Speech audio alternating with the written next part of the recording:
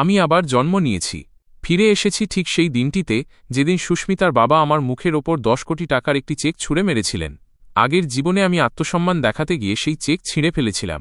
বিনিময় পেয়েছিলাম সুস্মিতার ঠোঁটে এক চিলতে তাচ্ছিল্যের হাসি আর তার বাবা সুব্রত গঙ্গোপাধ্যায়ের বরফশীতল অবজ্ঞাপূর্ণ চাউনি। পরের 10টি বছর আমি ধুলোর মতো বেঁচেছিলাম।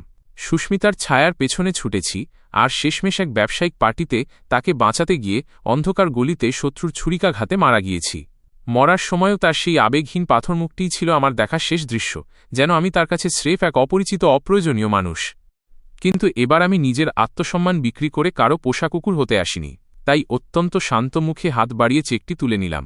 ওপরের দিকে তাকালাম সুব্রতবাবুর দিকে। আমার মুখে এক চিলতে উজ্জ্বল, প্রায় কৃতজ্ঞতাসূচক হাসি ফুটে উঠল। ধন্যবাদ, আঙ্কেল। গলার স্বর জোরে ছিল না, কিন্তু সেই বিলাসবহুল ভিআইপি রুমে শব্দটা এমনভাবে প্রতিধ্বনিত হল যেন কেউ আকাশ চিরে ফেলেছে। সুব্রতবাবু মনে মনে আমাকে অপমান করার জন্য যত কথা সাজিয়ে রেখেছিলেন সব তার গলায় আটকে গেল। তার গম্ভীর ও কঠোর মুখটি মুহূর্তের মধ্যে স্তম্ভিত হয়ে গেল। তিনি হয়তো ভেবেছিলেন আমি 100ভাবে এই টাকা নিতে অস্বীকার করব, কিন্তু আমি যে হাসিমুখে ধন্যবাদ দেব সেটা তিনি কল্পনাও করেননি। তার পাশে দাঁড়িয়ে থাকা সৌরভ, যার মুখে এতক্ষণ বিদ্রূপের হাসি ছিল, সেও পাথরের মতো জমে গেল। আর সেই বরফকন্যা সুস্মিতা, যে কিনা কখনো নিজের আবেগ দেখায় না, তার পাথরে অভিব্যক্তিতে এই প্রথম ফাটল ধরল। তার চোখের মণি কুঁচকে গেল, ঠোঁট নড়ল, কিন্তু কোনো শব্দ বের হল না। আমি চেকটি পরম মমতায় ভাঁজ করলাম, নিজের মলিন জিন্সের পকেটে রাখলাম। তারপর উঠে দাঁড়িয়ে সুব্রতবাবুকে সামান্য ঝুঁকে অভিবাদন জানিয়ে বললাম, আঙ্কেল, আজ থেকে আমি আর সুস্মিতাকে একদমই বিরক্ত করব না। তারপর সুস্মিতার দিকে তাকালাম। গত 3 বছর তোমাকে ডিস্টার্ব করেছি, তার জন্য সরি। তোমার জীবন উজ্জ্বল আর মসৃণ হোক, এই দোয়াই করি। সুস্মিতার শরীরটা এক ঝটকায় কেঁপে উঠল। এই প্রথম সে সত্যিই আমাকে দেখল। তার চোখে এখন আর শীতলতা নেই, বরং এক গভীর ও অটল অবিশ্বাস। আমি ঘুরলাম এবং বাইরে বেরিয়ে আসতে লাগলাম। তখনই পেছন থেকে সৌরভের কণ্ঠ শোনা গেল, চয়ন, আমি ভেবেছিলাম তোর অন্তত কিছুটা মেরুদণ্ড আছে, কিন্তু দেখা গেল তুই স্রেফ একটা দুর্বল মানুষ যে টাকা দেখলেই নুয়ে পড়ে। 10 বছরের ভালোবাসাকে 10 কোটি টাকায় বিক্রি করে দিলি? প্যাথেটিক। আমার পা এক মুহূর্তের জন্য থমকে গেল। আগের জীবনে এই কথা শুনে আমি পাগলের মতো ওর ওপর ঝাঁপিয়ে পড়েছিলাম এবং ওর বডিগার্ডরা আমাকে আধমরা করে দিয়েছিল। কিন্তু এবার আমি শুধু ধীরে ধীরে ঘুরলাম। আমার চোখে রাগ ছিল না, ছিল সামান্য করুণা। সৌরভ ভাই, আপনি রসিকতা করছেন। প্রথমত, 10 বছর নয়, 13 বছর। দ্বিতীয়ত, এটা ভালোবাসা ছিল না, এটা ছিল আমার একতরফা পাগলামি। আর তৃতীয়ত, এটা বিক্রি করা নয়। আপনার বাবা আমার 3 বছরের হাড়ভাঙা খাটুনির সঠিক পারিশ্রমিক দিয়েছেন। শেষ পর্যন্ত একটা মেয়ের পেছনে লেজ নাড়ানো কুকুর হতেও তো সময় আর শ্রম লাগে, তাই না? 10 কোটি টাকা একদম পারফেক্ট অ্যামাউন্ট। আমি ভিআইপি রুমের ভারী কাঠের দরজা খুললাম এবং পেছন ফিরে না তাকিয়ে বেরিয়ে গেলাম। পেছনে পড়ে রইল শুধু এক নিস্তব্ধ নীরবতা। হোটেল থেকে বেরিয়ে যখন সূর্যের আলো আমার চোখে পড়ল, তখন কিছুটা জ্বালা করছিল। আমি চেকটা বের করলাম, সংখ্যাগুলোর দিকে তাকালাম, এতটাই বাস্তব যে কান্না পেয়ে যায়। গোল্লায় যাক প্রেম, গোল্লায় যাক আত্মসম্মান। একবার অন্ধকার জীবন কাটিয়েছি, এবার আর কাউকে ভালোবাসা নয়, এবার শুধু টাকা। আমি তক্ষুনি ব্যাংকে গেলাম না। সুব্রত গঙ্গোপাধ্যায় ধুরন্ধর লোক, হয়তো চেকে হোল্ড লাগিয়ে দেবে বা জাল চেক দিয়ে আমাকে বোকা বানাবে। আমি ওর চাল জানি।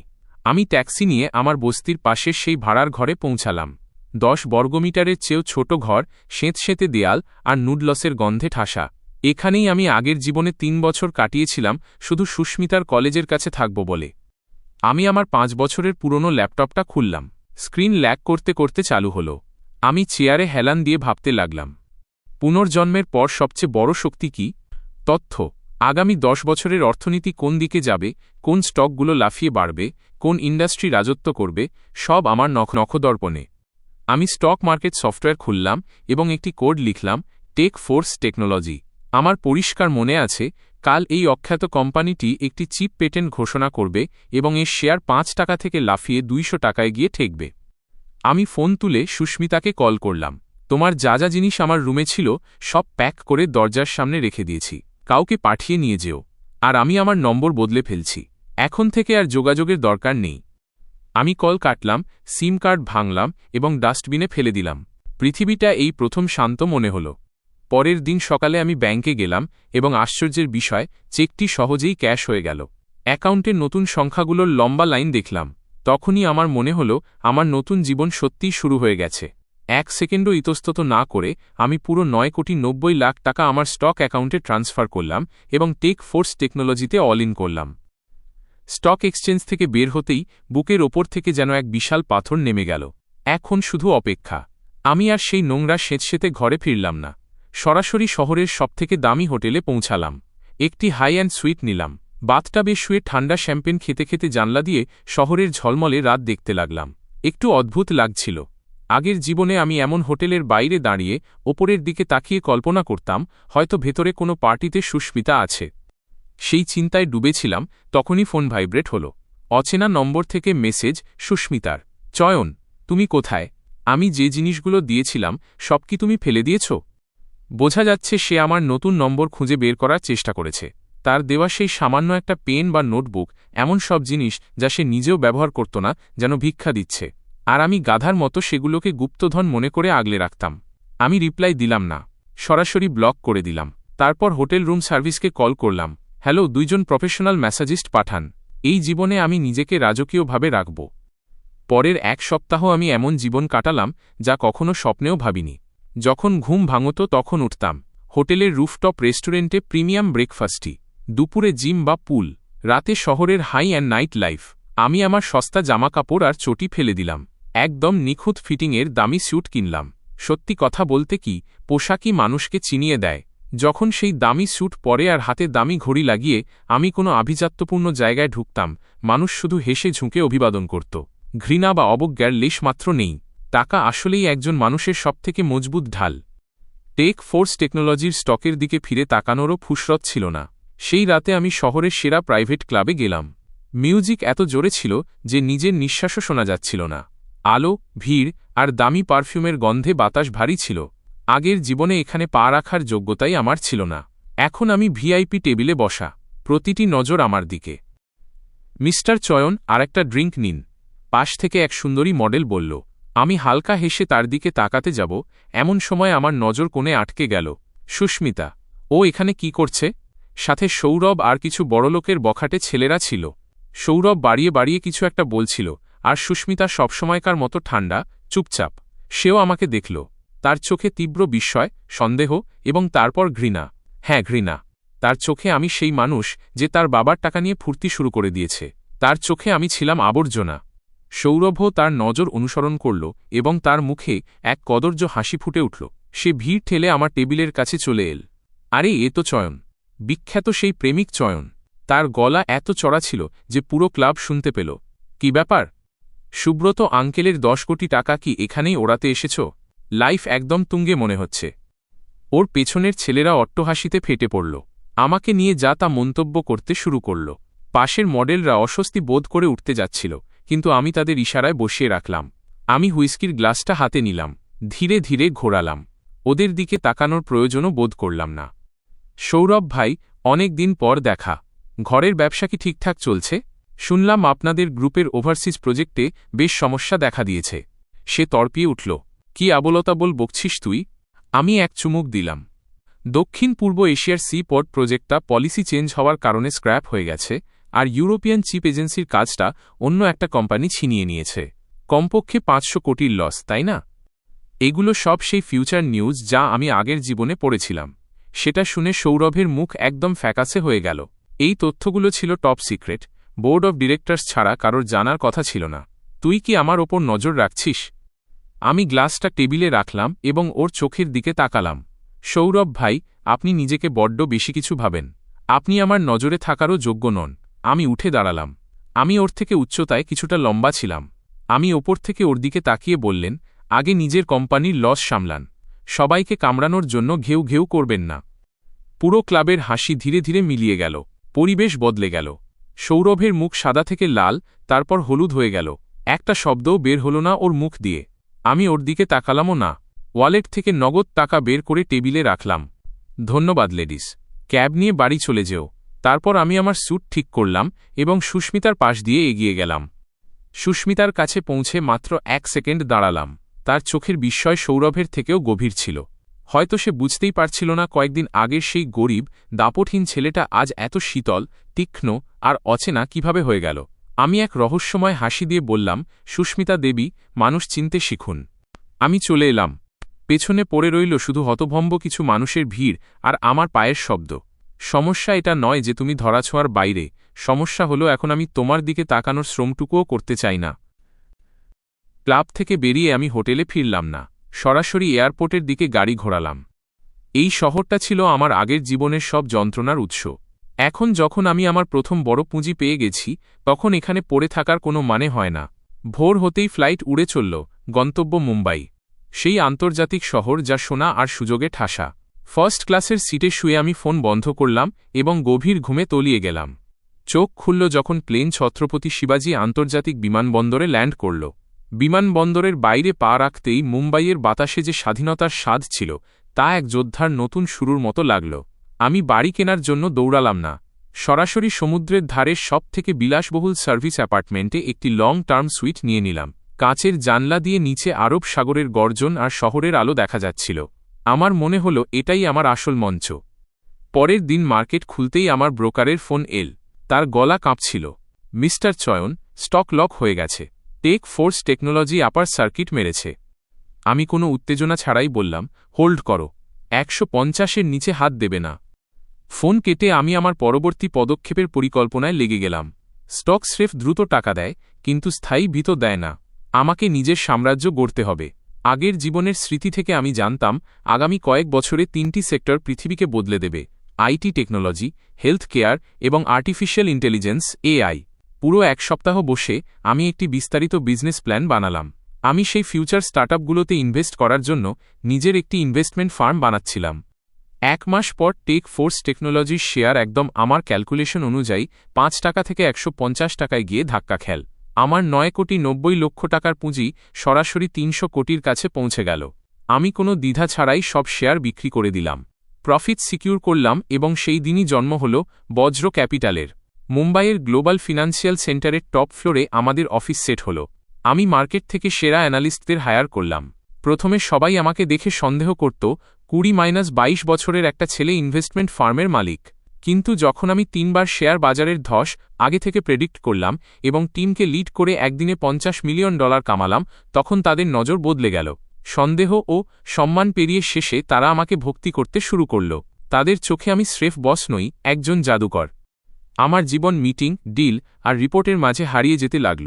ধীরে ধীরে আমি সুস্মিতা আর সেই পুরনো কালো জীবনের কথা ভুলতে শুরু করলাম। কিন্তু একদিন আমার সেক্রেটারি একটি খাম নিয়ে এল। স্যার, আগামী সপ্তাহে এক ইন্টারন্যাশনাল বিজনেস সামিট আছে। এটা অর্গানাইজিং কমিটির ইনভিটেশন।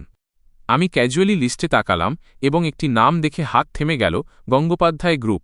একটি ভুতুড়ে ছায়ার মতো তারা আবার সামনে। রিজেক্ট করে দাও। সেক্রেটারি ইতস্তত করল, স্যার, এটা অনেক বড় সামিট।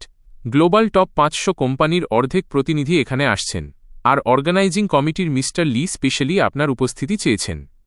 মিস্টার লি হংকংয়ের সবথেকে বড় ব্যবসায়ী ছেলে। আগের জীবনে এদের আমি শুধু টিভিতে দেখতাম, এখন তারা আমাকে ডাকছে। বোঝা যাচ্ছে বজ্র ক্যাপিটালের সুনাম অনেক দূর পৌঁছে গেছে। ঠিক আছে, যাব। দেখি গঙ্গোপাধ্যায় পরিবারের মুখগুলো কেমন ঝুলে পড়ে। আর হ্যাঁ, ওদের জন্য আমি একটা বড় গিফট তৈরি করে রেখেছি। 1 সপ্তাহ পর সামিট ভেন্যুতে পৌঁছালাম। হলে ঢোকার মুখেই কেউ আমার কলার ধরল। সৌরভ। ওর চোখে রক্ত নেমে এসেছে। চেহারাটা এমন যেন জুয়া খেলে সব খুইয়ে ফেলেছে। চয়ন, তুই কি করলি? আমার সি পোর্ট প্রজেক্ট কিভাবে আটকে গেল? তুই করেছিস না? বল। ওর হাত কাঁপছিল। সে প্রায় ভেঙে পড়েছে। দিন 15 আগে এই ছেলেটাই আকাশের ওপর মাথা নিয়ে ঘুরে বেড়াত। আজ আমার সামনে এক থরথরে রসিকতা মাত্র। আমি শান্ত ছিলাম। সৌরভ ভাই, এই স্যুটটা অনেক দামি। এখন হয়তো আপনি এটা রিপ্লেস করার ক্ষমতাও রাখেন না। আমি ওর হাতটা ধরলাম এবং হালকা মোচড় দিলাম। সে যন্ত্রণায় আর্তনাদ করে কলার ছেড়ে পেছনে পড়ে গেল। সে হাঁপাতে হাঁপাতে বলল, বজ্র ক্যাপিটাল। এই ক্যাপিটাল এল কোথা থেকে? তুই আমার পরিবারের সিক্রেট জানলি কিভাবে? আমি হালকা হাসলাম। সেই 10 কোটির জন্য সুব্রত আঙ্কেলকে ধন্যবাদ দেবেন। ওই টাকাই আমাকে টেক ফোর্স টেকনোলজি কেনার সুযোগ করে দিয়েছে। ওই টাকাই আপনাদের গঙ্গোপাধ্যায় পরিবারের কবরের প্রথম মাটি খুঁড়েছে। সৌরভের মুখ সাদা হয়ে গেল। যে অপমান দিয়ে তার বাবা আমাকে পিষে দিতে চেয়েছিল, সেই অপমানই আজ তাদের ধ্বংসের কারণ হয়ে দাঁড়িয়েছে। সেই সময় ভিড় ঠেলে এক তরুণী বেরিয়ে এল। সাদা ড্রেস, শীতল চোখ আর বিস্ময় ভরা দৃষ্টি। সুস্মিতা। চয়ন, তোমাকে কি এতটা নিষ্ঠুর হতে হবে? আমি সেই মুখের দিকে তাকালাম যাকে 10 বছর আমি ভগবানের মতো পুজো করেছি, কিন্তু এখন হৃদয়ে এক কণা পরিমাণ অনুভূতিও নেই। সুস্মিতা দেবী, ব্যবসা মানেই যুদ্ধ। যখন সৌরভ আমাকে অপমান করছিল তখন কি তোমার নিষ্ঠুর মনে হয়নি? সুস্মিতার ঠোঁট নরল, কিন্তু কোনো শব্দ বের হল না। আমি ওর দিকে তাকালামও না, সরাসরি ভিআইপি এরিয়ার দিকে এগিয়ে গেলাম। পাগলা কুকুরের মতো ঘেউ ঘেউ করা বন্ধ করো। এখন তুমি আমার লেভেলের প্রতিপক্ষ নও। আমি মিস্টার লির দিকে এগিয়ে গেলাম। আমরা গ্লাস টোস্ট করলাম। অন্যদিকে সৌরভ মাটিতে লুটিয়ে পড়েছিল। কথাবার্তা খুব স্মুথলি চলল। মিস্টার লি এবং বজ্র ক্যাপিটাল নতুন এনার্জি প্রজেক্টে একসাথে কাজ করবে। আমি জানতাম এই স্টেপটা নিলেই আমার ভিত পাথরের মতো মজবুত হয়ে যাবে। মিস্টার লি বিদায় নেওয়ার পর যখন আমি লাউঞ্জ থেকে বের হতে যাব তখনই দরজা আবার খুলল। সুস্মিতা ভেতরে দাঁড়িয়েছিল। এই প্রথম তার মুখে কোনো দম্ভ ছিল না, তার চোখে ছিল এক গভীর ক্লান্তি আর অনুশোচনা। চয়ন, আমরা কি কথা বলতে পারি? ব্যবসার কথা নয়, স্রেফ কথা। আমি সোফায় বসে নিজের জন্য জল ঢাললাম। আগের জীবনে সে যদি এই স্বরে কিছু বলত তবে হয়তো আমার বুক ফেটে যেত, কিন্তু এখন এসব স্রেফ সময়ের অপচয় মনে হয়। সুস্মিতা দেবী, আমার মাল্টিন্যাশনাল কনফারেন্স কল আছে। তোমার কাছে 3 মিনিট সময় আছে। তুমি আগে আমাকে এভাবে ডাকতে না। ওই 10 কোটি টাকা দিয়ে বাবা শুধু তোমাকে টেস্ট করতে চেয়েছিলেন। তিনি ভাবেননি ব্যাপারটা এতদূর গড়াবে। শুনে আমি নিজের হাসি চাপার জন্য গলা পরিষ্কার করলাম। টেস্ট? 10 কোটি টাকা আমার মুখে ছুঁড়ে মেরে বডিগার্ড দিয়ে ধাক্কা দিয়ে বের করে দেওয়াকে টেস্ট বলো? যদি এই ফালতু কথা বলতে এসে থাকো তবে যেতে পারো। Thanks for that 10 crore. ওটা আমাকে শিখিয়েছে যে মর্যাদা প্রেমের চেয়ে অনেক বেশি দামি। সুস্মিতা পাথরের মতো জমে গেল। তার চোখে জল চিকচিক করে উঠল। আমি উঠে দাঁড়িয়ে ওর পাশ দিয়ে চলে গেলাম। সুস্মিতা দেবী, ভবিষ্যতে আর আবেগের কথা বলবেন না। আমাদের মাঝে এখন শুধু ব্যবসা পড়ে আছে। আমি লাউঞ্জ থেকে বের হলাম। রোদ আমার ওপর এমনভাবে পড়ছিল যেন কেউ পৃথিবীর ব্রাইটনেস বাড়িয়ে দিয়েছে। অদ্ভুত ব্যাপার, পাগলামি ছাড়তেই বাতাস যেন আরও স্বচ্ছ লাগছে। তৃতীয় দিনে সুব্রতবাবুর কল এল। গলার স্বরে এখন আর সেই আধিপত্য নেই, শুধু অস্থিরতা। আমি আমার অফিসের টপ ফ্লোরে বসে নদীর দৃশ্য দেখছিলাম। আমি স্পিকার বাটন টিপলাম। চয়ন, তুমি কি চাও? সৌরভের প্রজেক্ট ছিনিয়ে নিলে এখন গঙ্গোপাধ্যায় গ্রুপের ছড়িয়ে থাকা শেয়ারগুলোও কিনে নিচ্ছ? সুব্রত আঙ্কেল, আপনিই শিখিয়েছিলেন ব্যবসায় শুধু স্বার্থ বড়। গঙ্গোপাধ্যায় গ্রুপের স্টক আমার কাছে লাভজনক ইনভেস্টমেন্ট মনে হচ্ছে। সমস্যা কোথায়? ফোনের ওপারে কাঁচ ভাঙার শব্দ পাওয়া গেল। পরিষ্কার বোঝা গেল চেয়ারম্যান সুব্রত শুধু রাগী নন, তিনি পুরোপুরি কেঁপে গেছেন। আগের জীবনে তিনি আমাকে পোকার থেকেও অধম মনে করতেন, আর আজ তার নিঃশ্বাসও আমার সিদ্ধান্তের ওপর টিকে আছে। তুমি প্রতিশোধ নিচ্ছ। সুস্মিতার জন্য আমাদের পরিবারকে বরবাদ করছ। আপনি সুস্মিতা দেবীকে বড্ড বেশি গুরুত্ব দিচ্ছেন। প্রতিশোধ? এটা স্রেফ একটা প্রফিটেবল ডিল। আমি কল কাটলাম এবং নম্বর ব্ল্যাকলিস্টে পাঠিয়ে দিলাম। স্ক্রিনে গঙ্গোপাধ্যায় গ্রুপের শেয়ার গ্রাফ ওঠানামা করছিল। ভেতর থেকে এক অদ্ভুত শান্তি পাচ্ছিলাম। এই কোম্পানি বাইরে থেকে চকচকে দেখালেও ভেতর থেকে পচে গেছে। স্রেফ একটা ধাক্কা দরকার ছিল। প্রেসিডেন্ট চয়ন, সুস্মিতা দেবী নিচে দাঁড়িয়ে আছেন। বলছেন আপনার সাথে দেখা করা খুব জরুরি। আমি আমার ঘড়ির দিকে তাকালাম। ঠোঁটে এক শীতল হাসি খেলে গেল। 15 দিন আগে আমি এই পরিবারের গেট দিয়ে ঢোকার যোগ্য ছিলাম না, আর আজ স্বয়ং সুস্মিতা নিচে দাঁড়িয়ে অপেক্ষা করছে। ওকে ওয়েট করতে বলো, রিপোর্ট শেষ হতে দাও। আমি কফিতে চুমুক দিলাম। তিতকুটে স্বাদটা জিভে ছড়িয়ে পড়ল এবং খুব তৃপ্তিদায়ক মনে হল। আমি চাই সুব্রতবাবু বুঝুক সেই দিন ছুড়ে দেওয়া 10 কোটি টাকা আসলে তাকে কত বড় মূল্য চুকিয়ে দিচ্ছে। 2 ঘণ্টা পর সুস্মিতা অফিসে ঢুকল। সে বিধ্বস্ত দেখাচ্ছিল। মেকআপ দিয়েও তার চোখের নিচের কালি লুকানো যাচ্ছিল না। সে একটি ফোল্ডার শক্ত করে ধরেছিল। চয়ন, প্লিজ থেমে যাও। আমি তোমাকে রিকোয়েস্ট করছি। বাবার শরীর ভালো নেই। গ্রুপ পড়ে গেলে তিনি সহ্য করতে পারবেন না। আমি আমার চেয়ার ঘুরিয়ে তাকে দেখলাম যে একসময় আমার পুরো জগৎ ছিল। আগের জীবনে তাকে বাঁচাতে গিয়ে আমি মরেছিলাম, আর সে আমার শেষকৃত্যে পর্যন্ত আসেনি। এখন তার এই অনুনয় স্রেফ রসিকতা মনে হয়। সুস্মিতা দেবী, কেউ যখন ভিক্ষা চায় তখন তার বডি ল্যাঙ্গুয়েজ আলাদা হয়। আমি ওর হাতের এগ্রিমেন্টটা দেখলাম। I am not interested. তবে তুমি কি চাও? গ্রুপকে বাঁচাতে আমরা যে কোনো শর্ত মেনে নেব। আমি উঠে ওর সামনে দাঁড়ালাম। সে ভয় পেয়ে এক পা পিছিয়ে গেল। আমি ওর ফাইলটা কেড়ে নিয়ে শ্রেডারে ফেলে দিলাম। আমি 51% শেয়ার কন্ট্রোল চাই এবং সুব্রতবাবুকে পুরো দুনিয়ার সামনে আমার কাছে ক্ষমা চাইতে হবে। অসম্ভব। বাবা এটা কখনো মেনে নেবেন না। আমি আবার সিটে বসলাম। তবে কথা শেষ। কাল মার্কেট বন্ধ হওয়ার আগে আমি ফাইনাল একুইজিশন শেষ করব। তারপর তোমাদের পরিবার শুধু কোম্পানি হারাবে না, কোটি কোটি টাকার দেনায় ডুবে যাবে। সুস্মিতা চেয়ারে ভেঙে পড়ল। সে আমার দিকে এমনভাবে তাকাচ্ছিল যেন কোনো শয়তানকে দেখছে। কিন্তু আমি জানতাম আমি শুধু আমার প্রাপ্য বুঝে নিচ্ছি। বাইরে যাও, আমার টাকা কামানোর পথে বাধা দিও না। সে টলতে টলতে অফিস থেকে বেরিয়ে গেল। ওর পিঠের দিকে তাকিয়ে আমার ভেতরে বেঁচে থাকা শেষ সহানুভূতিটুকুও শেষ হয়ে গেল। খেলা তো সবে শুরু। গঙ্গোপাধ্যায় পরিবার তো আমার সাম্রাজ্যের স্রেফ প্রথম সিঁড়ি। পরের দিন গঙ্গোপাধ্যায় গ্রুপের শেয়ার হোল্ডার মিটিং সময়ে শুরু হল। আমি ভারী কাঠের দরজা খুললাম এবং পুরো হলো একদম নিস্তব্ধ হয়ে গেল। আমি সরাসরি সেই চেয়ারের দিকে এগিয়ে গেলাম যা আগে সুব্রতবাবুর ক্ষমতার প্রতীক ছিল। এখন ওটা আমার আসন। প্রেসিডেন্ট চয়ন, আমরা আমাদের সব শেয়ার ট্রান্সফার করে দিয়েছি। এখন আমরা আপনার ওপর নির্ভর করছি। সেই শেয়ালগুলো যারা কাল পর্যন্ত সুব্রতবাবুর জন্য লড়ছিল, আজ নতুন মালিকের সামনে ঝুঁকতে এক মুহূর্ত সময় নিল না। আমি হলটার ওপর নজর বুলালাম। আজ থেকে এই কোম্পানির নাম গঙ্গোপাধ্যায় গ্রুপ থাকবে না। এটার নাম হবে বজ্র টেকনোলজি। আর গঙ্গোপাধ্যায় পরিবারের কোনো আত্মীয় 1 ঘণ্টার মধ্যে অফিস খালি করে দেবে। এক কোণে হট্টগোল শুরু হল। সৌরভ রাগে লাল হয়ে ভেতরে ঢুকল। চয়ন, কোন অধিকারে বের করছিস আমাদের? এটা আমাদের ফ্যামিলি কোম্পানি। আমি মাথা না তুলেই বললাম, শুনতে পাননি? বডিগার্ডরা তক্ষুনি ওকে কুকুরের বাচ্চার মতো তুলে নিয়ে গেল। ওর গালিগালাজ হলের বাইরে পর্যন্ত শোনা যাচ্ছিল, কিন্তু কোনো শেয়ার হোল্ডার ওর দিকে ফিরেও তাকাল না। আমি পাশে তাকালাম। সুস্মিতা সবার শেষে বসেছিল, মাথা নিচু করে। সুস্মিতা দেবী, পুরনো দিনের খাতিরে আমি তোমাদের একটা বাড়ি ছেড়ে দিচ্ছি। বাবাকে সেখানে নিয়ে যাও। অন্তত রাস্তায় তো থাকতে হবে না। সুস্মিতা ধীরে ধীরে মাথা তুলল। ওর চোখ একদম শূন্য। সে কোনো কথা না বলে উঠে বেরিয়ে গেল। আমি বুঝলাম আজ আমি ওর শেষ মর্যাদাটুকুও ধুলোয় মিশিয়ে দিয়েছি। রুফটপে দাঁড়িয়ে আমি মুম্বাইয়ের ঝলমলে রাত দেখছিলাম। কিন্তু এটা তো স্রেফ আমার ব্যবসার ভিত। আসল চ্যালেঞ্জ এখন শুরু হবে।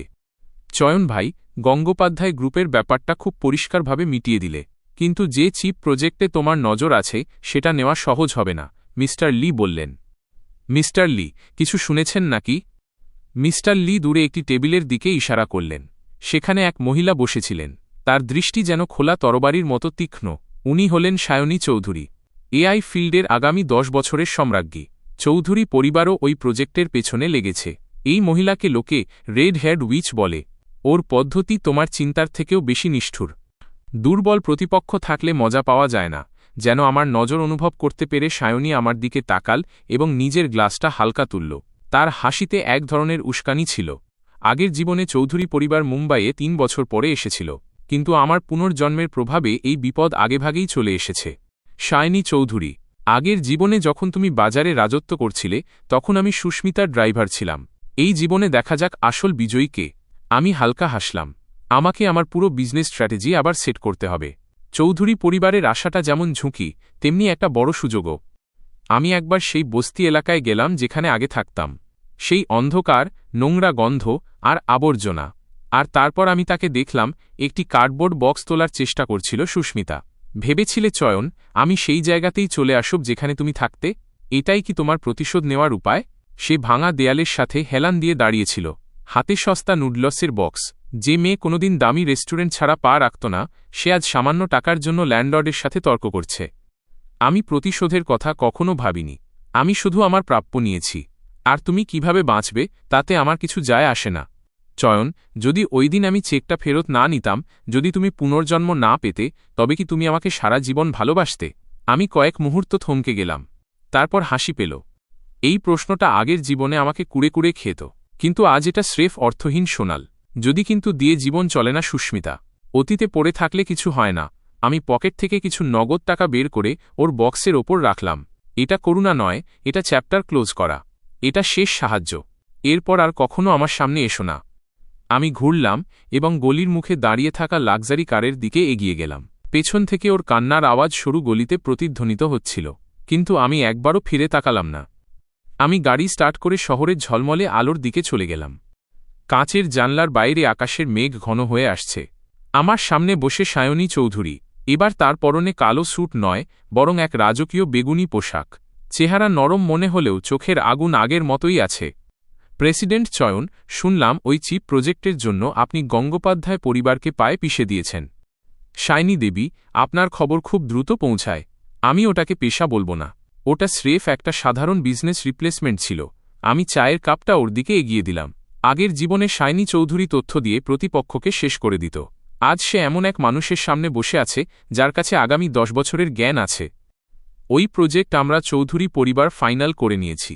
নিজের দাম বলো এবং বিডিং থেকে সরে যাও। সায়নী দেবী, আমাকে কি টাকার অভাব আছে এমন মানুষ মনে হয়? সে এক মুহূর্ত থমকে গেল। হয়তো ভাবেনি আমি এভাবে না বলবো।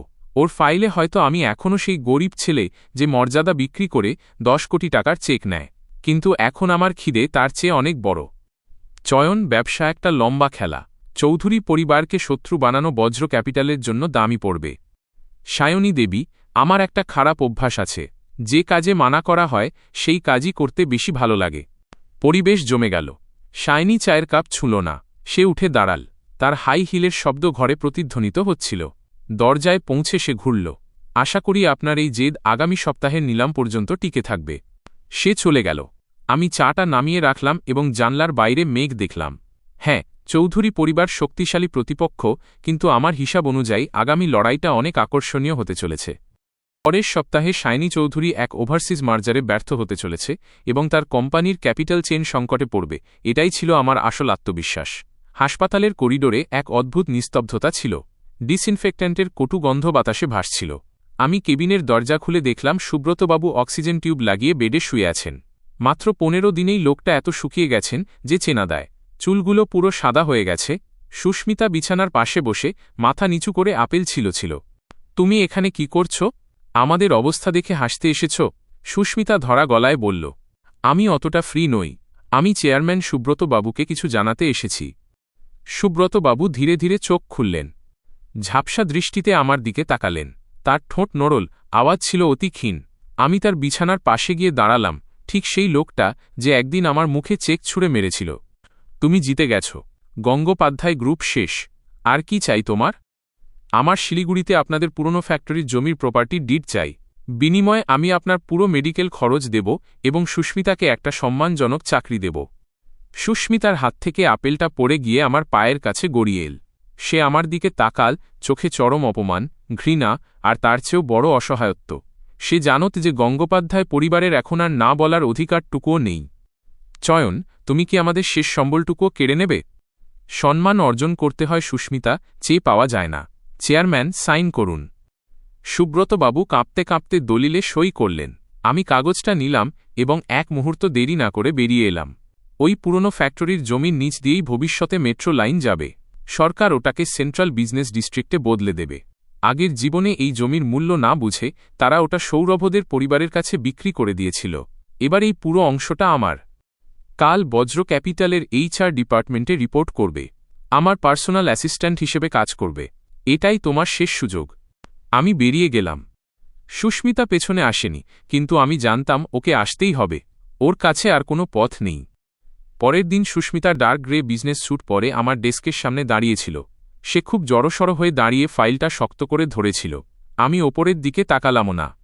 অ্যাসিস্ট্যান্ট সুস্মিতা, এই ডকুমেন্টের 10টা কপি করো আর দুপুর 3টে সায়নী চৌধুরীর সাথে মিটিংয়ে চলো। সে নিচু স্বরে জিজ্ঞেস করল, চৌধুরী পরিবারের ইনফ্লুয়েন্স কলকাতায় অনেক বড়। তুমি সরাসরি ওদের সাথে টক্কর দিতে চাও? আমি কলম রেখে ওর দিকে তাকালাম। ওর চোখে এখনও পুরনো অহংকার কিছুটা অবশিষ্ট ছিল, কিন্তু বাস্তবতা ওকে নুইয়ে দিয়েছে। তোমাকে শুধু কাজ করতে বলা হয়েছে, প্রশ্ন করতে নয়। দুপুরের নিলামের অকশন পরিবেশ ছিল থমথমে। বাম দিকে সায়নী চৌধুরী তার টিমের সাথে বসেছিল, চোখে যে তার তীব্র নেশা। ডান দিকে আমি এবং পেছনে সুস্মিতা। নিলাম শুরু হতেই সায়নী খুব চড়া একটা ডাক দিল। প্রেসিডেন্ট চয়ন, আপনি কি এখনও ফলো করবেন? সায়নী অবজ্ঞার সাথে হাসল। আমি ফলো করব না, তবে প্রেসিডেন্ট সায়নী আগে নিজের সেক্রেটারির কলটা ধরুন। সায়নী ভ্রু কুঁচকাল। তার সেক্রেটারি ভেতরে এসে কানে কানে কিছু বলতেই সায়নীর মুখ সাদা হয়ে গেল। মাত্র 10 মিনিট আগে চৌধুরী পরিবারের ইউরোপের মার্জার প্রজেক্ট রেগুলেটরি ভায়োলেশনের কারণে জরুরি ভিত্তিতে বন্ধ করে দেওয়া হয়েছে। তাদের ক্যাপিটালের উৎস এখন শেষ। তুমি করেছ এটা? আমি স্রেফ জানতাম যে এটা ঘটবে। প্রেসিডেন্ট সায়নী, চৌধুরী পরিবার যদি টাকা দিতে না পারে তবে এই প্রজেক্ট আমি নিচ্ছি। আমি বিড প্যাডেল তুলে সায়নীর থেকে একটু কম দামে ডাক দিলাম। হলে শোরগোল পড়ে গেল। সায়নী আমার দিকে এমনভাবে তাকিয়েছিল যেন পুড়িয়ে মারবে। পেছনে সুস্মিতা পুরো স্তম্ভিত হয়ে দাঁড়িয়েছিল। হয়তো এই প্রথম সে বুঝল ব্যবসার লড়াই কতটা নিষ্ঠুর হতে পারে। নিলাম শেষ করে বের হতেই সায়নী আমার গাড়ির পাশে দাঁড়িয়েছিল।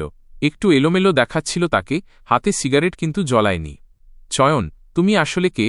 ২০ বছর বয়সে এত ভীষণ আর বুদ্ধি কোথায় পেলে? আমি কে তাতে কিছু যায় আসে না। যায় আসে এতে যে ডিরেক্টর সায়নীর এখন ইউরোপের ক্ষতি সামলাতে একটা বড় অঙ্কের টাকা দরকার। সে চমকে উঠল। তার গোপন সংকট আমি অতি সাধারণভাবেই বলে দিলাম। আমি তার কাছে গিয়ে হাত থেকে সিগারেটটা নিয়ে ডাস্টবিনে ফেলে দিলাম। চৌধুরী পরিবারের শিকড় কলকাতায় অনেক গভীরে। আমি তোমাদের সাথে লড়াই চাই না। আমাকে দক্ষিণের সবকটি এআই ল্যাবরেটরির কন্ট্রোল দাও। বিনিময়ে আমি তোমাকে ৫০০ কোটি টাকা ক্যাপিটাল দেব। তুমি আমার বাধ্যবাধকতার সুযোগ নিচ্ছ। একদম ঠিক, কিন্তু তুমি জানো যে এই মুহূর্তে তোমার ওপর ইনভেস্ট করার সাহস শুধু আমারই আছে। সায়নী অনেকক্ষণ চুপ ছিল। সে বুদ্ধিমান মহিলা। সে অহংকার আর অস্তিত্ব রক্ষার তফাতটা বুঝে নিয়ে বলল, ঠিক আছে, তবে আমার একটা শর্ত আছে। আমার বজ্র ক্যাপিটালে শেয়ার চাই। ঠিক আছে, তবে তুমি শুধু লভ্যাংশ, ডিভিডেন্ড পাবে, সিদ্ধান্ত নেওয়ার ক্ষমতা নয়। আমি গাড়ির দরজা খুললাম। সুস্মিতা ভেতরে বসে পড়ল, কিন্তু তার চোখ বিস্ময় বড় বড় হয়ে গিয়েছিল। যে সায়নী চৌধুরীকে সে কিংবদন্তি মনে করত, সে আমার সামনে ১ ঘণ্টার মধ্যে নুইয়ে পড়ল। রাতের কলকাতার আলো খুব রহস্যময় লাগছিল। সুস্মিতা আজ সত্যিই পরিশ্রম করেছে, ওভারটাইম করে চৌধুরী পরিবারের সব ল্যাব পেপার্স গুছিয়েছে। এখন ওকে সত্যিই একজন অ্যাসিস্ট্যান্ট মনে হচ্ছিল, কোনো পুরনো বকে যাওয়া রাজকন্যা নয়। চয়ন, বাবার চিকিৎসার খরচের জন্য আর আজ যা কিছু দেখালে তার জন্য ধন্যবাদ। ধন্যবাদ দেওয়ার দরকার নেই। এটা তোমার পরিশ্রমের পাওনা সুস্মিতা। এই পৃথিবীতে দুর্বল হওয়া সবথেকে বড় পাপ। সে কিছু বলল না, শুধু গঙ্গার শান্ত জলের দিকে তাকিয়ে রইল। আমি জানতাম সে কি ভাবছে। সে ভাবছে যদি ৩ বছর আগে চয়নের সাথে একটু ভালো ব্যবহার করত, তবে কি আজ পরিস্থিতি অন্যরকম হতো? কিন্তু আমি মনে মনে জানতাম, না, একদমই না। চৌধুরী পরিবারের ল্যাব আমার হাতে এসে গেছে, তার মানে আমি এআই ইন্ডাস্ট্রিতে অফিসিয়ালি প্রবেশ করলাম। আমি সৌরভের পরিবারকে রেড ওয়াইন পাঠিয়ে কৃতজ্ঞতা জানালাম, আর সায়নী চৌধুরীকে আমার পার্টনার বানিয়ে নিলাম। গত ১৫ দিনের এই তোলপাড় আমার আগের ১০ বছরের চেয়েও বেশি ধামাকাদার ছিল। তুমি কি ভবিষ্যতেও গঙ্গোপাধ্যায় পরিবারকে টার্গেট করবে? সুস্মিতা নিচু স্বরে জিজ্ঞেস করল। গঙ্গোপাধ্যায় পরিবার এখন আর আমার টার্গেট হওয়ার যোগ্যই নয়। আমার লক্ষ্য হল তারার মতো বিশাল আকাশ। আমি ওয়াইন গ্লাসটা এক চুমুকে খালি করে দিলাম। সুস্মিতা আমার দিকে তাকাল। তার চোখে সেই আবেগ ছিল যা আগে কখনো দেখিনি। কিন্তু এখন আমি আর পরোয়া করি না। আমি উঠে নিজের স্যুট ঠিক করলাম। আগামীকালের ট্রেডিং সেশনের মুখোমুখি হতে হবে। আমার সাম্রাজ্যের ভিত্তিপ্রস্তর সবে স্থাপিত হয়েছে। এআই ল্যাবে শত শত সার্ভার ধীর আওয়াজে কাজ করছিল। আগে এটা চৌধুরী পরিবারের ছিল, এখন এখানে বজ্র ক্যাপিটাল এর নাম জলজল করছে। স্ক্রিনে চলা ডেটা দেখে আমি পরিষ্কার বুঝতে পারছিলাম, এই কোডগুলোই আগামী ১০ বছরের সোনা। সুস্মিতা রিপোর্টের একটা মোটা ফাইল নিয়ে এল। ওর কাজের গতি আগের চেয়ে অনেক বেড়েছে। চয়ন, চিফ সায়েন্টিস্ট ডক্টর সরকার তোমাকে ডাকছেন। তিনি খুব অসন্তুষ্ট যে তুমি ট্র্যাডিশনাল রিসার্চের বাজেট হঠাৎ কমিয়ে দিয়েছ। ওকে ভেতরে পাঠাও। একটু পরে এক সাদা চুলের বয়স্ক ব্যক্তির আগে দরজা ঠেলে ঢুকলেন। চয়ন, তোমার কি সায়েন্টিফিক রিসার্চের বিন্দুমাত্র জ্ঞান আছে? সব ফান্ড নিউরাল নেটওয়ার্কে দিচ্ছ? ওটা তো স্রেফ সময় নষ্ট। ডক্টর সরকার, আমার ডিকশনারিতে সময় নষ্ট বলে কিছু নেই, শুধু দ্রুততম পথ আছে। আমি হোয়াইট বোর্ডে কিছু জটিল ফর্মুলা লিখলাম, এমন সব ফর্মুলা যা আগামী ১৩ বছরের মধ্যে পৃথিবীতে আসার কথা নয়। ডক্টর সরকারের মুখ একদম জমে গেল। তিনি বোর্ডে তাকিয়ে হাঁপাতে লাগলেন। এটা কিভাবে সম্ভব? তুমি এই লজিক কোথায় পেলে? আমি একজন ব্যবসায়ী, বিজ্ঞানী নই। আমার রেজাল্ট চাই। যা বলছি তাই করুন। ৩ মাসের মধ্যে আমার ওই প্রজেক্ট চাই। ডক্টর সরকার আমার দিকে এমনভাবে তাকাচ্ছিলেন যেন আমি কোনো মানুষ নই, এক দানব। শেষ পর্যন্ত তিনি ফর্মুলাগুলো নিয়ে কোনো কথা না বলে চলে গেলেন। সুস্মিতা আমার পাশে দাঁড়িয়েছিল, চোখে প্রবল শ্রদ্ধা। হয়তো ওর মনে হচ্ছিল যে আমি পৃথিবীর সব জানি, কিন্তু আমি জানতাম এটা স্রেফ ভবিষ্যতের জ্ঞানের সুবিধা। এআইয়ের কাজ গুছিয়ে আমি নজর দিলাম ইলেকট্রিক ভেহিকেলের ইভি ওপর। আগের জীবনে এই ইন্ডাস্ট্রি $1 ট্রিলিয়ন মালিক বানিয়েছিল অনেককে। আমি এখানে এসেছি উত্তর পশ্চিমের লিথিয়াম মাইনের সবথেকে গুরুত্বপূর্ণ মাইনিং লাইসেন্স নিতে। হলে বড় বড় শিল্পপতিরা ভর্তি ছিলেন। সায়নী চৌধুরীও আজ এসেছিলেন। চয়ন, এআই প্রজেক্ট থেকে বেরোতে না বেরোতেই ব্যাটারি ব্যবসায় চলে এলে। বড় উচ্চাকাঙ্ক্ষা তোমার। চেষ্টা না করলে তো জানা যায় না সায়নী দেবী। বাই দ্য ওয়ে, ইউরোপের সেই গর্তটা কি ভরেছে নাকি এখনও বাড়ছে? সায়নীর মুখ এক মুহূর্তের জন্য জমে গেল। তারপর সে ওয়াইন গ্লাসটা তুলে নিল। এখন সে আমার পার্টনারও বটে, আবার সবথেকে বিপজ্জনক প্রতিদ্বন্দ্বীও। আমাদের মধ্যে এক নাজুক ব্যালেন্স তৈরি হয়েছে। স্পিকার মাইক্রোফোন ধরলেন, পরের নাম ঘোষণা করা হচ্ছে। উত্তর পশ্চিম লিথিয়াম মাইনের মাইনিং রাইটস যে কোম্পানি পেয়েছে সেটা হল বজ্র ক্যাপিটাল। পুরো হলে শোরগোল পড়ে গেল। শায়নির হাতের গ্লাসটা হালকা কেঁপে উঠল। সে অবিশ্বাসে আমার দিকে তাকিয়েছিল। সে ভেবেছিল ৩ বড় ব্যবসায়ীকে নিয়ে আমাকে ঘিরে ফেলবে, কিন্তু সে জানত না যে আমি আগেই লোকাল গভর্নমেন্টের সাথে ইন্ডাস্ট্রিয়াল সাপোর্ট এগ্রিমেন্ট সই করে রেখেছি। তুমি ওখানে গেলে কবে? আমার লোক তো তোমার শিডিউল ট্র্যাক করছিল, সায়নী ফিসফিসিয়ে বলল। সায়নী দেবী, আমার গাড়ি ট্র্যাক করে লাভ হবে না। ট্র্যাক করতে হলে আমার হৃদয় করো। আমি স্টেজের দিকে এগিয়ে গেলাম। সুস্মিতা আমার পেছনে রিপোর্টারদের সামলাতে ব্যস্ত। স্টেজের নিচে দাঁড়িয়ে থাকা সব রাগব বলদের চোখে ষড়যন্ত্র ছিল, আর আমি ভাবছিলাম ভিত্তি মজবুত হয়ে গেছে। লিথিয়াম মাইন নিশ্চিত করার পর আমি শিলিগুড়ি ফিরলাম এক শেষ ব্যক্তিগত কাজের জন্য। গঙ্গোপাধ্যায় পরিবারের পুরনো বাড়ি সিল হয়ে গেছে। সুব্রতবাবু আর্থিক অপরাধের সন্দেহে দেশ ছাড়তে পারবেন না। তিনি বাড়ির পেছনের একটি ছোট ঘরে থাকতে বাধ্য হচ্ছিলেন। দরজা খুলতেই এক কটু গন্ধ এল। সুব্রতবাবু হুইলচেয়ারে বসে শূন্যে তাকিয়েছিলেন। এলে তাহলে? দেখতে এলে আমি মরেছি কি না। আমি সেই জিনিসগুলো নিতে এসেছি যা একসময় সুস্মিতাকে দিয়েছিলাম। আমি কোণে পড়ে থাকা একটা জং ধরা লোহার বক্সের দিকে ইশারা করলাম। তাতে সেই সব গিফট ছিল যা আগের জীবনে ৩ বছর হাড়ভাঙা খাটুনি করে সুস্মিতার জন্য কিনেছিলাম। দাম বেশি ছিল না, কিন্তু ওটা আমার বোকামির প্রমাণ ছিল। সুস্মিতা দরজায় দাঁড়িয়েছিল, ওর চোখ লাল। চয়ন, আমি ওগুলো সবসময় যত্নে রেখেছিলাম, কখনো ফেলে দিইনি। এখন আর রাখার কোনো মানে নেই। সুব্রতবাবু, ব্যাংকের যে টাকা আপনার ওপর দেনা ছিল আমি সেটা মিটিয়ে দিয়েছি। সুব্রতবাবু এক মুহূর্তের জন্য আশার আলো দেখলেন, তারপর নিজেই দমে গেলেন। তিনি বুঝলেন আমি এটা দয়া করে করিনি, বরং এই গল্পের শেষ সুতোটাও কেটে দেওয়ার জন্য করেছি। আজ থেকে আপনি আর আপনার গ্রুপ আমার জন্য মৃত। সুস্মিতা মুম্বাইয়ে কাজ করবে, আর মাসের বেতন আপনার কাছে পাঠিয়ে দেওয়া হবে। আমি লোহার বক্সটা নিয়ে পেছন ফিরে না তাকিয়ে বেরিয়ে এলাম। সুস্মিতা দরজা পর্যন্ত এসেছিল, কিছু বলতে চেয়েও পারল না। আমি সেই বক্সটা রাস্তার পাশের ডাস্টবিনে ফেলে দিলাম এবং দেখলাম ময়লার ট্রাক ওটা নিয়ে গেল। সেই মুহূর্তে আমার মনে হল ভেতরের কোনো পুরনো শেকল ঝনঝন করে ভেঙে পড়ল। রাত ৩টে বাজে। আমি অফিসে বসে সেই সব ভুয়া খবর আটকানোর কাজ করছিলাম যা আমার বিরুদ্ধে ছড়ানো হয়েছিল। সৌরভ জেলে থাকলেও ওর পরিবারের ক্ষমতা এখনও পুরোপুরি শেষ হয়নি। তারা মিডিয়াকে টাকা খাইয়ে রটাচ্ছিল যে আমার ফান্ডের উৎস অবৈধ। সিইও চয়ন, লিগ্যাল ডিপার্টমেন্ট ব্যবস্থা নিচ্ছে, কিন্তু সাধারণ মানুষ ক্ষেপে উঠছে। সুস্মিতা চিন্তিত মুখে বলল, অবৈধ ফান্ড? সস্তা উপায়ে আমাকে ছোঁয়ার চেষ্টা। আমি সিগারেট ধরালাম। আগের জীবনে আমার সুনাম এভাবেই নষ্ট করা হয়েছিল, কিন্তু আজ আমার হাতে অসীম ক্ষমতা। সব অডিট রিপোর্ট আর সার্টিফিকেট অথরিটির কাছে পাঠিয়ে দাও, আর মিস্টার লিকে কল করো। আমরা তক্ষুনি শুরু করব। চয়ন, তোমার বিশ্রাম নেওয়া উচিত। তুমি 2 দিন ঘুমাওনি। ওর চোখে যে চিন্তা ছিল তাতে মনে একচিলতে উষ্ণতা এল, কিন্তু আমি তক্ষুনি সেটা চাপা দিলাম। আমার করুণা চাই না, অনুগত কর্মী চাই। কাল সকালে মার্কেট খুলতেই আমি ওই গুজব রটনাকারীদের দেউলিয়া দেখতে চাই। সেই রাতে মুম্বাইয়ের ফিনান্সিয়াল সার্কেল ঘুমায়নি। আমি স্ক্রিনে স্টক চার্ট দেখছিলাম শিকারীর মতো। যারা আড়ালে থেকে তীর মারতে চেয়েছিল তারা জানত না কার সামনে দাঁড়িয়ে আছে। আমি শুধু বর্তমান দেখি না, আমি তাদের পুরো ভবিষ্যৎ দেখতে পাই। গুজবের ঝড় থেমে গেল। একে সব ভুয়া নিউজ পোর্টাল বন্ধ হয়ে গেল। বজ্র ক্যাপিটালের মার্কেট ভ্যালু উল্টে 30% বেড়ে গেল। আমি রুফটপে দাঁড়িয়েছিলাম। সায়নী চৌধুরী এসে দাঁড়াল। চয়ন, তোমাকে মোটেও 20 বছরের ছেলে মনে হয় না। মাঝে মাঝে মনে হয় তোমার ভেতরে কোনো প্রাচীন দানব বাস করে। সায়নী দেবী, এটা প্রশংসা নাকি বিদ্রূপ? সে দূরে তাকিয়ে বলল, চৌধুরী পরিবারের সাউদার্ন ল্যাব এখন পুরোপুরি বজ্র টেকনোলজিতে মার্জ হয়ে গেছে। আমাদের এআই চিপ এখন গণ উৎপাদনে মাস প্রোডাকশন যাবে। তার মানে তুমি এখন আর শুধু একজন ব্যবসায়ী নও, তুমি এই ইন্ডাস্ট্রির আসল সম্রাট। সে সাবধান করে বলল, দিল্লির কোনো বড় শক্তির নজর তোমার ওপর আছে। আমরা তোমাকে সবসময় রক্ষা করতে পারব না। পালাবার পথ ভেবে রেখো। পালানো? আমি যে কদমগুলো সামনে বাড়াচ্ছি সেটাই আমার অস্তিত্ব রক্ষার পথ। তখনই সুস্মিতা এসে আমার কাঁধে কোট জড়িয়ে দিল। এখন সে তার রোলে একদম পারফেক্ট। শান্ত, গাম্ভীর্যপূর্ণ আর সুন্দরী। পুরনো সেই অহংকারী রাজকন্যা কোথাও হারিয়ে গেছে। আমি উজ্জ্বল শহরটার দিকে তাকিয়ে মনে মনে পরিষ্কার ছিলাম, আসল মস্তিষ্কের লড়াই এখন শুরু হল। দিল্লি এমন এক শহর যেখানে আগের জীবনে পা রাখার যোগ্য ছিলাম না। এই জীবনে আমি চাই পুরো শহর আমার নাম মনে রাখুক।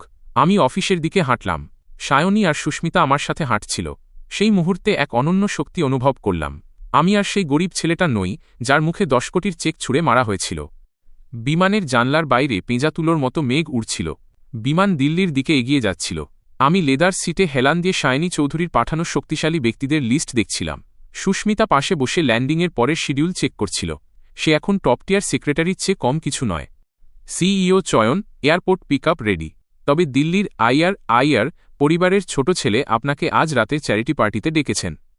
আইয়ার পরিবার, যাদের আগের জীবনে আমি চিনতাম, যারা দিল্লির ইলেকট্রনিক্স ইন্ডাস্ট্রির অর্ধেকটা নিয়ন্ত্রণ করত। 2 বছর পর তাদের পতন হবে, কিন্তু এখন তারা এক বিশাল দানব। এই সময় তাদের ইনভাইট করার মানেই হলো একটা সিগন্যাল দেওয়া, এই শহরটা এখনও আমাদের, তুমি বাইরের লোক। মিস সায়নী বলেছেন, আইয়ার পরিবারের চাল খুব নোংরা হয়। আমাদের মানা করে দেওয়া উচিত। মানা করব কেন? স্টেজ যখন তারাই বানিয়েছে, আমি না গেলে শো শুরু হবে কি করে? প্লেন নামল। দিল্লির শুকনো হাওয়া মুখে লাগল। এটা শিলিগুড়ি নয়, মুম্বাইয়ের ঝলকানিও নয়, এটা হলো ক্ষমতার কেন্দ্র।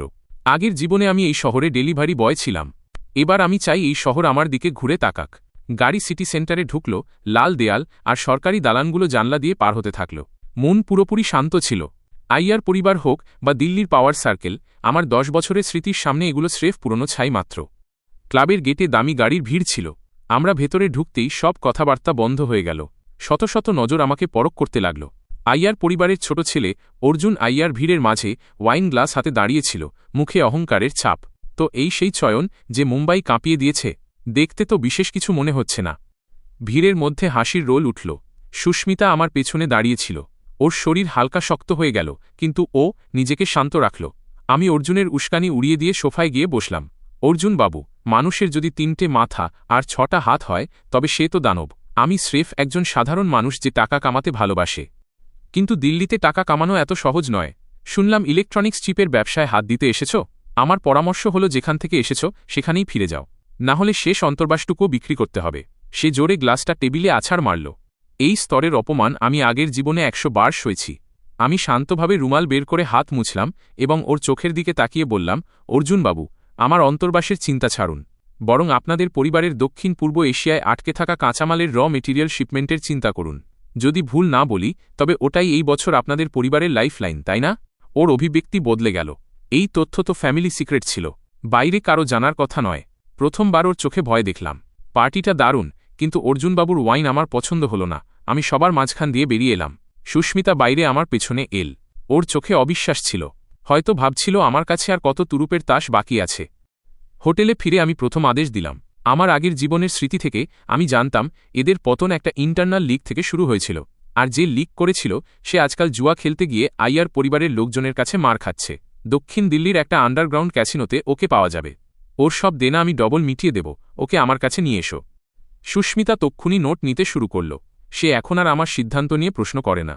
1 ঘণ্টা পর সেই লোককে আমার সামনে আনা হল। প্রেসিডেন্ট চয়ন, প্লিজ বাঁচান। অর্জুন আমাকে মেরে ফেলবে।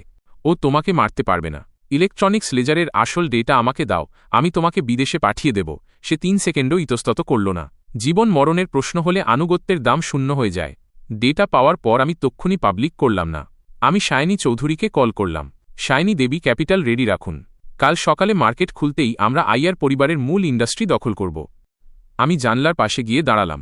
দিল্লির রাত সুন্দর, কিন্তু এর পেছনে খুনের মতো ষড়যন্ত্র লুকিয়ে আছে।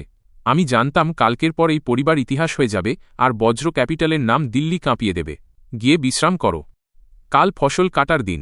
সুস্মিতা মাথা নাড়ল। ওর চোখে আমার প্রতি এক অদ্ভুত ভক্তি ছিল। মার্কেট খোলার আধ ঘণ্টা পরেই আইয়ার পরিবারের 3টে কোম্পানি লোয়ার সার্কিটে গিয়ে ধাক্কা খেল। দিল্লির সব রাগবলরা যারা দূর থেকে তামাশা দেখছিল তারা এখন আতঙ্কে। স্ক্রিনে লাল নম্বর দেখে তাদের মুখ সাদা হয়ে গেল। কি হচ্ছে এটা? কেউ এই পরিবারকে পুরোপুরি পথে বসিয়ে দিচ্ছে। কার এত সাহস? আমি ভিআইপি রুমে বসেছিলাম। আমার সামনে অনেকগুলো কম্পিউটার। সায়নী চৌধুরী আমার পাশে বসে দ্রুত অর্ডার এক্সিকিউট করছিলেন। প্রতিটি চাল ছিল নিখুঁত। চয়ন, এই ডেটা অবিশ্বাস্য। ওদের ক্যাপিটাল চেইন ভেঙে গেছে। ওরা এখন বাঁচতে পারবে না। এটা তো স্রেফ শুরু। কাল রাতে অর্জুন বলেছিল না যে আমি টাকা কামানোর যোগ্য নই? এখন ওকে দেখাতে হবে টাকা কিভাবে খোয়াতে হয়। তখনই অর্জুন পাগলের মতো দরজা ভেঙে ভেতরে ঢুকল। চোখ লাল, তাই তেরা। কাল রাতে সেই অহংকার উধাও। সে আমার কলার ধরতে এল, কিন্তু বডিগার্ডরা ওকে মাটিতে ফেলে দিল। চয়ন, তুমি পাগল হয়ে গেছ। পাওয়ার সার্কল তোমাকে ছাড়বে না। অর্জুন বাবু, পাওয়ার সার্কল শুধু শক্তিশালী মানুষের সাথে চলে। আর এখন তুমি ওদের কোনো কাজের নও। আমি ইশারা করতেই ওকে বাইরে ফেলে দেওয়া হলো। সুস্মিতা ওকে মরা কুকুরের মতো টেনে নিয়ে যেতে দেখল এবং লম্বা শ্বাস নিল। ওর নিজের পরিবারের কথা মনে পড়ে গেল হয়তো। শ্বাস নিতে হবে না। ফিনান্স ডিপার্টমেন্টকে বলো টেক ওভার শুরু করতে। আমি ট্রেডিং ফ্লোর থেকে বের হলাম।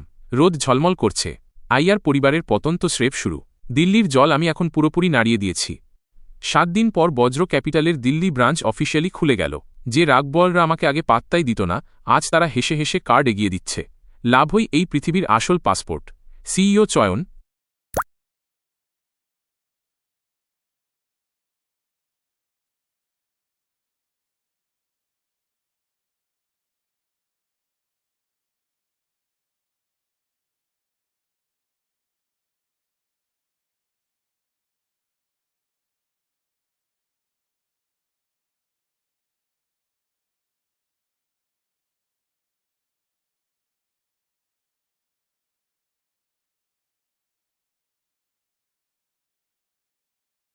আপনি জাদুকর।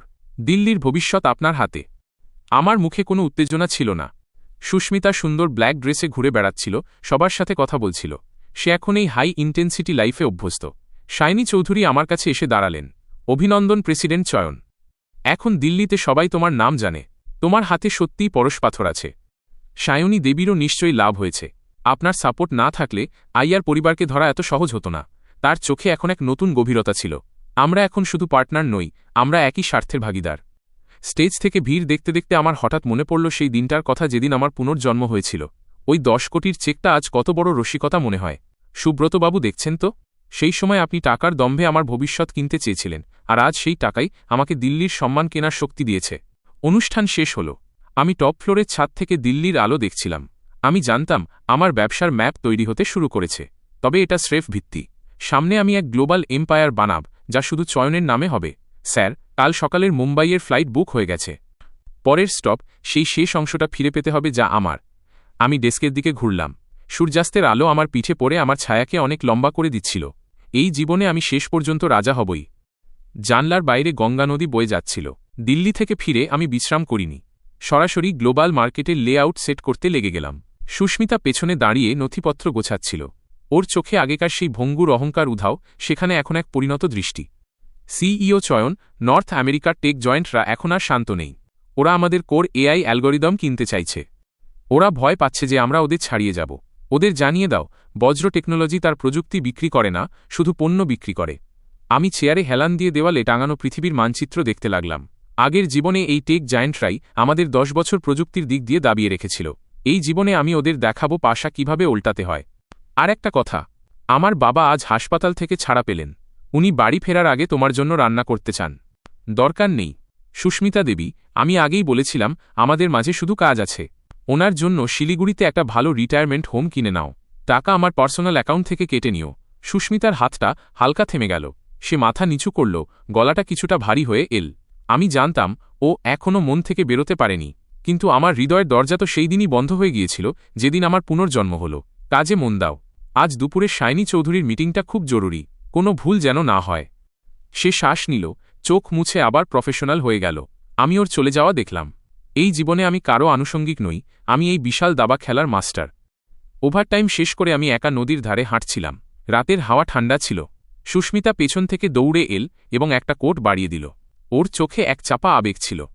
চয়ন, যদি সেই সময় আমি চেকটা না নিতাম, যদি তুমি আজও সেই গরিব ছেলেটাই হতে, তবে কি তুমি আমাকে একটু হলেও আগেকার মতো ভালোবাসতে? আমি থামলাম। নদীর ধারের হালকা আলো ওর মুখে পড়ছিল। এই প্রশ্নটা আগের জীবনে আমি হাজারবার নিজেকে করেছি। এই জীবনে ওর জিজ্ঞেস করার পালা ছিল। সুস্মিতা, এই পৃথিবীতে সবথেকে সস্তা জিনিস কি জানো? সেই ভালোবাসা যা অনেক দেরি করে আসে। আমি জানি আমি ভুল করেছি। আমি সত্যিই অনুতপ্ত। গত 6 মাস ধরে তোমাকে শিখরে উঠতে দেখছি এবং আমি অনুভব করেছি আমি পৃথিবীর সবথেকে দামি রত্নটা হারিয়ে ফেলেছি। তোমার অনুতাপ হচ্ছে কারণ আজ আমি শীর্ষে দাঁড়িয়ে আছি। যদি আজও তুমি আমাকে সেই পুরনো ধুলোর মতো চয়ন হিসেবে দেখতে, যে বৃষ্টির দিনে তোমার জন্য ছাতা ধরে দাঁড়িয়ে থাকত, তবে তুমি আজও বিরক্ত হতে। আমি কোটটা নিলাম না, মাটিতে পড়ে থাকতে দিলাম। নদীর ঢেউ দেখতে দেখতে এক অদ্ভুত মুক্তি অনুভব করলাম। সুস্মিতা দেবী, যে চাকরি আমি তোমাকে দিয়েছি ওটা তোমার পরিশ্রমের পাওনা। যদি ব্যক্তিগত অনুভূতির কথা বলতে হয়, তবে কাল পদত্যাগপত্র, রেজিগনেশন জমা দিয়ে দিও। সুস্মিতা বেঞ্চে বসে পড়ল এবং মুখ লুকিয়ে কাঁদতে লাগল। আমি ফিরে তাকালাম না। গাড়ির দিকে এগিয়ে গেলাম। সেই মুহূর্তে আগের জীবনের সেই লেজ নাড়ানো চয়ন পুরোপুরি মরে গেল। গ্লোবাল লঞ্চের আগের রাতে সায়নী চৌধুরী তার লিগাল টিম নিয়ে আমার অফিসে এলেন। হাতে একটা এগ্রিমেন্ট, চোখে এক গম্ভীর ভাব। আমি বুঝলাম এই মহিলা শেষ পর্যন্ত তার আসল রূপ দেখাতে এসেছেন। চয়ন চৌধুরী পরিবার আরও বেশি ইনভেস্ট করতে চায়। আমরা বজ্র টেকনোলজি 40% শেয়ার চাই। সিইও সাইনি, আপনি কি টেক ওভার করার চেষ্টা করছেন? সাইনি আমার ডেস্কের কাছে এলেন। তার উপস্থিতি পুরো ঘরে আধিপত্য বিস্তার করছিল। ওর পেছনে দিল্লির প্রভাবের পুরো শক্তি দাঁড়িয়েছিল। এটা আমাদের চৌধুরী পরিবারের ওল্ড মাস্টারের ইচ্ছা। যদি তুমি রাজি না হও তবে আমাদের সব ল্যাব আর সাপ্লাই চেইন কাল সকাল থেকে বন্ধ হয়ে যাবে। সায়নী, তুমি কি সত্যিই ভাবো যখন আমি তোমাকে শেয়ার হোল্ডার হতে দিয়েছিলাম তখন আমার কাছে ব্যাকআপ প্ল্যান ছিল না? আমি শান্তভাবে কম্পিউটার খুলে একটা ডায়াগ্রাম দেখালাম। সায়নী চৌধুরীর মুখ চুন হয়ে গেল। সে প্রথমবার জানতে পারল যে আমার সব কোর অ্যালগোরিদম ওই পুরনো ফ্যাক্টরি ডিস্ট্রিক্টের সার্ভারে ছড়িয়ে আছে। সায়নী দেবী, চৌধুরী পরিবার চাইলে বিনিয়োগ তুলে নিতে পারে, কিন্তু আমাকে ছাড়া আপনাদের সব ল্যাব স্রেফ লোহার স্তূপ হয়ে পড়ে থাকবে। সায়নী অনেকক্ষণ আমার দিকে তাকিয়ে হঠাৎ হেসে উঠলেন। তুমি সত্যিই একজন পাগল মানুষ। এখন আমার কাছে একটাই পথ, তোমার অনুগত পার্টনার হওয়া। Smart choice. আপনার সাথে কাজ করে ভালো লাগবে সায়নী দেবী। সে চলে যেতেই আমি কপালে জমা ঠান্ডা ঘাম মুছলাম। এটা একটা বড় ঝুঁকি ছিল, কিন্তু আমি জিতলাম, কারণ আমি শুধু ভবিষ্যতের ট্রেন্ড নয়, মানুষের লোভও ভালো করে জানি। স্টেজের সব আলো সেন্টারে ফোকাস ছিল। ব্যাকস্টেজে সুস্মিতা হাত মুঠো করে ভয়ে দাঁড়িয়েছিল। আমি আমার টাই ঠিক করলাম এবং করতালির মাঝে মঞ্চে উঠলাম। আজ আমরা ভবিষ্যৎ নির্ধারণ করব। আমি বাটন টিপলাম এবং বজ্র টেকনোলজির ফার্স্ট জেনারেশন এআই বিশ্বের সামনে লঞ্চ হল। পুরো হলো কয়েক সেকেন্ড নিস্তব্ধ ছিল, তারপর যেন ভূমিকম্পের মতো শব্দ উঠল। মানুষ চিৎকার করছিল, তাদের চোখে উত্তেজনা ছিল, কিন্তু আমার মনে কোনো ভাবাবেগ নেই। আগের জীবনে যখন আমি সেই অন্ধকার গলিতে মরেছিলাম, কেউ জানত না আমি কে, আর আজ পুরো পৃথিবী আমার কথা শুনবে। সিইও চয়ন, আমরা সফল, সুস্মিতা আনন্দের সাথে বলল। এটা তো স্রেফ শুরু। অ্যাসিস্ট্যান্ট সুস্মিতা, লিগ্যাল ডিপার্টমেন্টকে বলো গ্লোবাল ইন্ডাস্ট্রি স্ট্যান্ডার্ড ড্রাফট করতে। সায়নী চৌধুরী এগিয়ে এসে আমাকে একটা আলিঙ্গন দিলেন এবং কানে ফিসফিসিয়ে বললেন, চৌধুরী পরিবার এখন পুরোপুরি তোমার সামনে মাথা নত করেছে। আমি অডিটোরিয়ামের দরজা খুললাম। বাইরে তারার আলোয় ভরা আকাশ আর ক্যামেরার ফ্ল্যাশ। এই মুহূর্তে আমি সত্যিই শিখরে দাঁড়িয়ে আছি, ভালোবাসার জন্য নয়, সম্মানের জন্য নয়, বরং সেই দৃশ্যের জন্য যেখানে বাকি সব পাহাড় ছোট লাগে। আমি সব ইন্টারভিউ মানা করে দিয়ে একা রুফটপে গেলাম। আমি বুঝলাম পুনর্জন্মের সবথেকে বড় মানে প্রতিশোধ নয়, বরং নিজের ভাগ্য নিজে গড়ার ক্ষমতা। 1 বছর পর আমি শিলিগুড়ি ফিরলাম। শহরটা একই রকম ছিল, শুধু গঙ্গোপাধ্যায় পরিবারের কথা এখন লোকে ভুলে গেছে। আমি কালো ট্রেঞ্চকোট পরে হাতে সাদা ফুল নিয়ে এক নামহীন কবরের সামনে দাঁড়ালাম। ওটা ছিল আমার আগের জীবনের কবর। এবার আমি তোমার হয়ে বাঁচলামও এবং বদলাও নিলাম। এবার বিশ্রাম করো। ঘুরে দেখলাম সুস্মিতা একটু দূরে দাঁড়িয়ে আছে। সে চাকরি ছেড়ে দিয়েছে, এখন শিলিগুড়ির একটা প্রাথমিক স্কুলে শিক্ষকতা করে। ওর চোখে এখন আর কোনো লোভ বা অহংকার নেই, শুধু শান্তি। প্রেসিডেন্ট চয়ন, অনেকদিন পর দেখা হলো সুস্মিতা দিদিমণি। আমরা সামান্য কথা বললাম এবং শান্তভাবে একে অপরকে পার করে চলে গেলাম। কোনো নাটক নেই, স্রেফ একটা স্বপ্ন থেকে জেগে ওঠার মতো শান্তি। তক্ষুনি সায়নী চৌধুরীর কল এল। বজ্র ক্যাপিটালের মার্কেট ভ্যালু $1 ট্রিলিয়ন ছাড়িয়ে গেছে। বিগ বস চয়ন, এবার কোথায় যেতে চান? এমন কোথাও যেখানে কেউ আমাকে চেনে না, একটু ঘুমানোর জন্য। আমি ফোনটা বন্ধ করে দিলাম। সমুদ্রে রোদ ঝিলমিল করছে। আমি পকেট থেকে সেই পুরনো 10 কোটির চেকটা বের করলাম, আমার সবথেকে পুরনো স্মৃতি। আমি ওটা ধীরে ধীরে ছিঁড়ে ফেললাম এবং সমুদ্রের হাওয়ায় ওর টুকরোগুলো উড়িয়ে দিলাম। গোল্লায় যাক প্রেম, গোল্লায় যাক সম্মান। এই জীবনে আমি রাজকীয়ভাবে বেঁচেছি। আমি আমার স্পোর্টস কার স্টার্ট করলাম এবং দিগন্তের দিকে মিলিয়ে গেলাম। চয়নের রূপকথা এখনও শেষ হয়নি।